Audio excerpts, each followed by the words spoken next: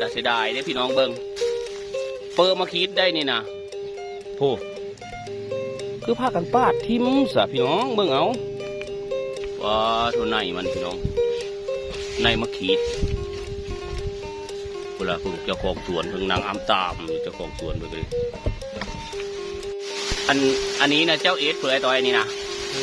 อันนี้นะจะเล่ามาขีดโอ้อันนี้เป็นกรรมวิธีในการแยกในตะเล่าแบบนี้เลยอ๋อตัวพี่น้องเบิ่งในมาคิดเนี่ยโลละ8,800แล้ววะนี่นะโอ้ล่ะอ๋อตัวพี่น้องเบิ่ง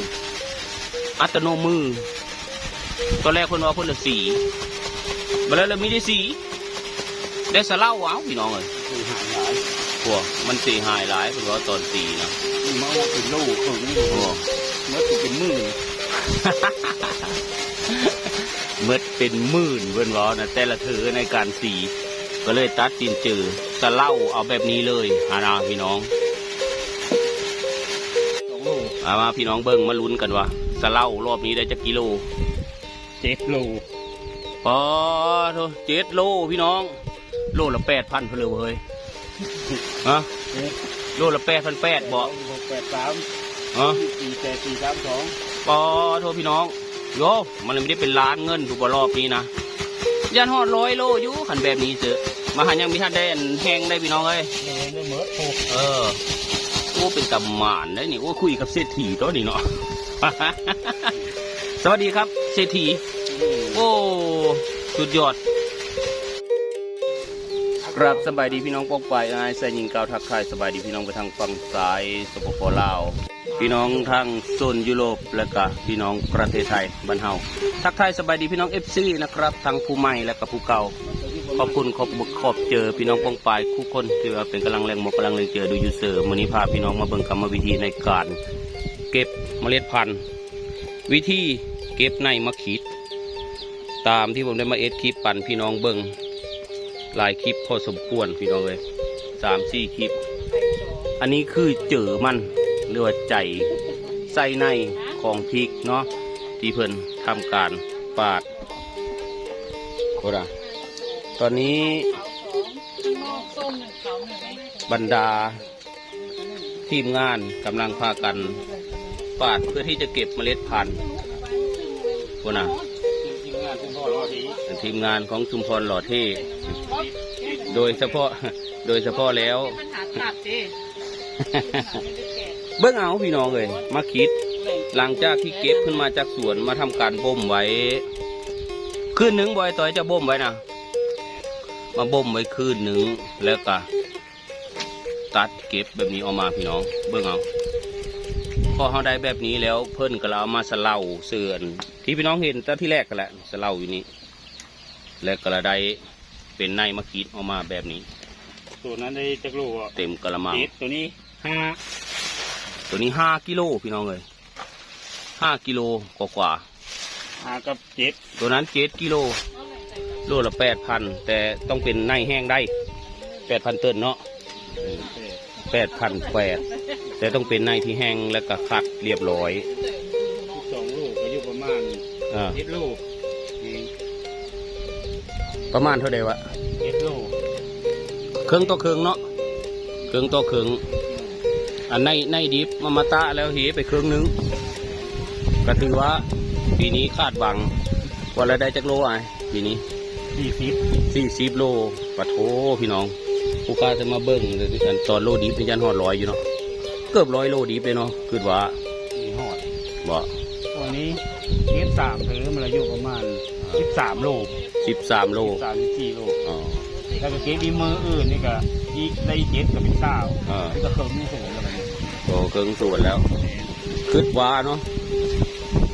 สำหรับเกษตรกรผู้เพิ่นก็อ่านไว้หลังเธอก็อ่านไว้สูงได้พี่น้องเลยเพื่อกำลังเจอนะอ่านประมาณเป็น100เนาะหลังจากที่มันแห้งไปแล้วหรือว่าการคัดเมล็ดคัดเพลือมันก็ลดลงเป็นธรรมดาเนาะแม่นบอกเกษตรกรใหญ่เฮา ด้านเบื้องหน้าเบื้องพี่น้องนี่ที่เพื่อนนั้นแกะออกมาเป็นทีเดียวอันนี้เป็นเปอร์เด้พี่น้องเอ้ยเปอร์มากีดนั่นแหละหลายคนเห็นทีเดียวกลิ่นคือละแซ่บคือค่อยเบาแหละ มาหาเพชรเด้อพี่น้องเด้อ รุ่นนี้เนี่ยเพชรยังไงเทคนิคนะเพิ่นก็แกะแบบนี้เลยเพิ่นก็ทำการดึงใส่มันออกมาทั้งในก็เลยเป็นเมล็ดพันธุ์เป็นในนะบ้านเฮาห้องในมะขีดนะแต่เพิ่นเขาว่าเมล็ดพันธุ์นะครับโอ้บอกว่าประมาณนี้นะครับแต่หาก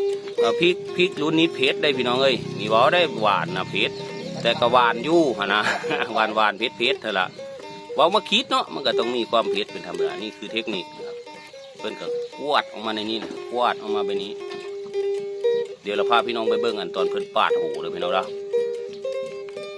นี่คือเทคนิคการปาดของพี่น้องปื๊ดปาดแล้วก็โยนฮึบเอามาปาดหูมันออกอันยาเยาะกันได้ว่านังกันแกมาพริกปาดมาพริกเนี่ยไปลูบตากันเถอะเพราะแห้งแล้ว เนี่ยเทคนิคปาดปุ๊บยืดหลังจากที่ปาดโยนไปพุ้น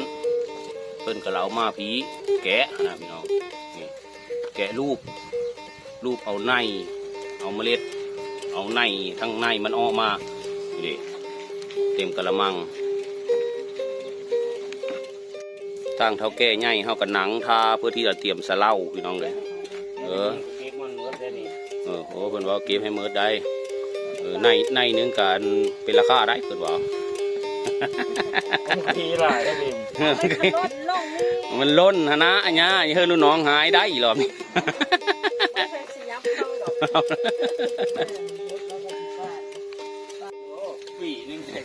เท่าแก่เพิ่นว่าเก็บเอาคูในพี่น้องเลยเพิ่นว่า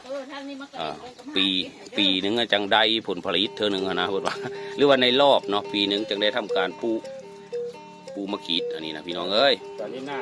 ปานเอฟหน้าแต่ว่าราคาดีนะอันแดงจึงครึ่งอันนี้ก็คือเปลือกที่เพิ่นทำการปาดเลยพี่น้องปาดเสร็จเป็นที่เรียบร้อยแล้วก็เอามาเสื้อกระต้าไว้เตรียมที่เราเอาไปเททิ้มนะ แน่คือมีเอาไปเอสแนวอื่นโอ้ยเพิ่นก็มีเอาแล้วถ้าเพิ่นต้องการแค่เมล็ดพันธุ์นะพี่น้องเก็บมือว่านนี่บ่28 สอบนะโอ้แสดงว่าเก็บมือว่านนี้ได้28 สอบแล้วก็มาบ่มไว้คืนนึงมื้อนี้ทำการแกะมื้อละเก็บอีกเก็บแล้วมาบ่มไว้อีกคืนนึงโอ้ต้องเป็นแบบนี้เนาะเบิ่งทางในเป้าแต่เพิ่นแกะให้เบิ่งตีเขาเบิ่งคักแท้ๆจ้ะวะธรรมดาของกูพูดอ่ะได้หลายขนาดปึ๊บพี่น้องเบิ่งเอานี่คือเมล็ดพันธุ์นะเมล็ดพันธุ์อย่างดีส่งประเทศอินเตอร์เดย์มีธรรมดาปึ๊บแกะออกมาดึงแล้วก็เก็บเอาในกวาดลงไปพูดนะพี่น้องเลยพูดนะอันนี้ก่อนที่เพื่อนจะทำการเขย่าเมล็ดพันธุ์ต้องได้สวมถุงมือ2 ชั้นนะพี่น้องเลยสวมถุงมือ2 ชั้นเพื่อก็ได้สวมลายเทมันเพชรพี่น้องเลย เพิ่งเอาถุงมือ2 ชั้นทำการสวมเขย่าแกะชั้นที่ 3ถุงมือนี่ธรรมดาผม2 ชั้นในอะไรล้างอีต้องมีการล้างสันมีได้พี่น้องเลยทั้งป้องกันทั้งเสื้อเลาะเสื้อลาฉีดอันนี้เป็นแอลกอฮอล์เด้อพี่น้องเดินพ่นด้วยแอลกอฮอล์เพื่อฆ่าเชื้อธรรมดาสักที่ไหนกว่าจะได้เมล็ดพันธุ์อันนี้ส่งประเทศอินเตอร์เดียนะธรรมดาหลังจากที่เพิ่นทำการสวมถุงมือหรือว่านวดน้ำมันพันมือเป็นที่เรียบร้อยเพิ่นก็แล้วมายืนอันจึงทาเอาน้ำมีเพิ่นได้ โอ้เพิ่นมาปาดซอยพี่น้องเพิ่นมาปาดซอยเพิ่นจะมันมีแล้วเบิ่งเอามึงก็กูหลังจากที่เต็มเพิ่นก็เอาไปเทเลยพี่น้องเอาไปเทประมาณนี้คืออันนี้นะเอาไว้เอ็ดปุ๋ยเลยพี่น้องเทลงไปในไฮนานี่นะเป็นปุ๋ยว่าที่ทิมจะซื้อมันก็ไม่ได้ประโยชน์มันได้ประโยชน์ในเล็บเพิ่นเอาไว้เอ็ดปุ๋ยแดงซื้ออยู่ตอนนี้คนงานเพิ่นกำลังเล็งพี่น้อง เล็งเพื่อที่จะปาดนั่นเห็นบอกเพิ่งได้พี่น้องเลย เพื่อได้มันละเนาแล้วก็มี มันละหนาวแล้วก็มีแล้วอ่ะ โอ้เพิ่งลุยมาเลยมันเต่งไม่ดี เอาลูกดอกดิอันนี้เป็นเทคนิคเด้อพี่น้องเด้อนี่คืออัตโนมือนะเพิ่นก็เก็บเข้ามาเสิร์ฟกระตาห่างๆแบบนี้ในการสะเล่าเอาในพริกหรือว่าเมล็ดพันธุ์หลังจากที่เพิ่นเอาเสิร์ฟไปแล้วทุงแย้งเพื่อก็โกมปึ๊บไปเลยได้อพี่น้องเอ้ยอันนี้โกมปึ๊บไปมุนเข้าไปหิ้งไว้ว่าไงสะเล่าบานนะเบิ่งเอาพี่น้องเอ้ยนี่คือเทคนิคเด้อพี่น้องเด้อเทคนิคโอ้ลงไปเลยเพิ่นว่าเพิ่นสั่งปล่อยเลยได้ดูสะเล่าบานคือคล้ายๆเครื่องอันปั้นอันเครื่องซักผ้านะพี่น้องเขาแบบเดียวกันเลยเขย่าเพื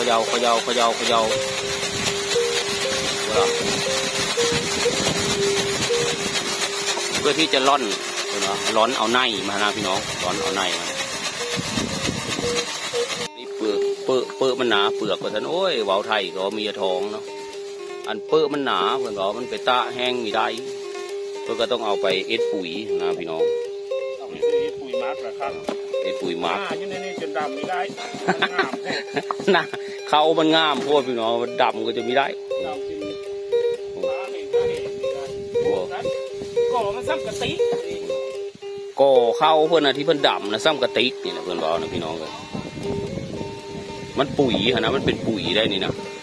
คาราบาวอีแบบนึงกับปุ๋ยพืชสดนะคุณเนาะ เอาไว้เถอะเขาหรือเหลาผู้ใดเราว่าแต่ละปีนะพี่น้องเลยจนได้เอาเสื้อเฮิร์นไว้คุณนะอันนี้เป็นปุ๋ยพืชสดอย่างดีนะโอ้ยคักแต่พี่น้องเอ้ยได้พี่น้องเอ้ยมาเทโฮมไว้อันนั้นมันคือเอาแต่นะไอ้ตัวอันดำๆมันนะเนาะเอาอยู่บ่อนะนะเนาะขอบไม้โอ้เอาคนวะ มันมีเม็ดไม่ใช่ดิ โอ้มันมีในที่สมบูรณ์พี่น้องแล้วเวลาเพิ่นไปเขย่ามันก็ไอ้ในน้อยๆมันละเหไปเองมันจะหายไปเองเป็นว่าที่มันอันสีดำๆมันนะพี่น้องเบิ้งเอาพี่น้องเลยบ้านนี้เสื้อถุงมือได้พี่น้องเลยอีกหนึ่งสันเป็นว่าถุงมือสันหนาๆเลย เพื่อป้องกันมีเหือมันนั่นแสบมันเผ็ดมันฮ้อนนะพี่น้องใส่ถุงมือเข้าไป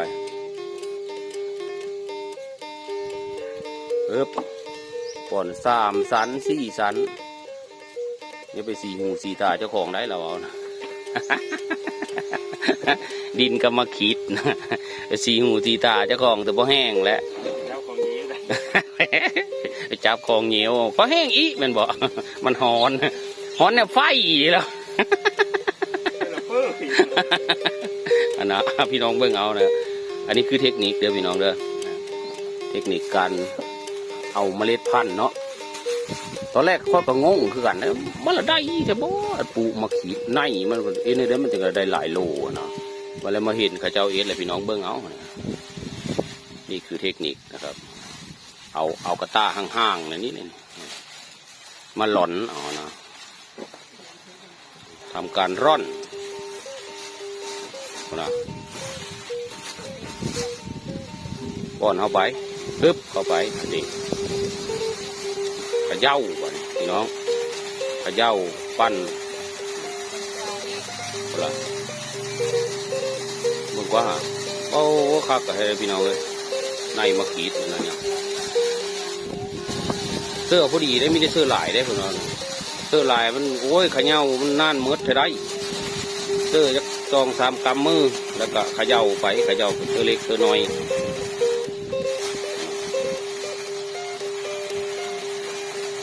ปึ๊บทับเข้าไปแล้วก็ทำการเขย่าแบบนี้พี่น้องกึบแล้วก็พวก2 คนเขย่า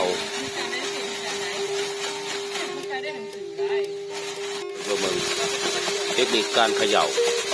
สะเล่าทั้งนั้นเราก็เก็บลงไปเพื่อละ3 กรัมประมาณนี้แล้วก็เขย่าเพื่อที่จะ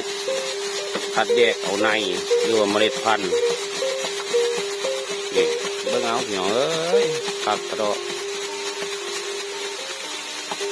เดี๋ยวถามแน่ต่อยหลังจากที่เฮาเขย่าได้ในมันออกมาในนี้แล้วเฮาเอาไปในเอ็ดในเรือต่อบาดนี้ มือสาวล้าง ก็มื้อเช้านี่เอาไปล้างน้ำจะซื้อบ่หรือไงเลือ ล้างน้ำเข้ากับคัดกินเปลี่ยนพวกเบอร์อันนี้นะพวกนี้ อ๋อ พวกนี้มันออกนี่ อ๋อ สายเลยถ้ามันย่างกับเม็ดมาเลย โอ้ แล้วก็ไปใช้น้ำยา ล้างน้ำยาอีกล้างน้ำยาเรียบร้อยแล้วก็เป้า แล้วก็มากเอามันแล้วก็เป้ามีเม็ดมันติดกัน โอ้ เม็ดสนิมมันติดเม็ดน้ำนะ โอ้ เป้าแล้วก็มาตา โอ้เอามาตา แล้วก็เก็บ โอ้ฮะมันไม่ได้ยะได้พี่น้องเลยละเว้านะ เขามีเครื่องเป่าเขา มันเขาเจ้ามีเครื่องเป่าเรียบร้อย เครื่องเป่าแรงดันสูง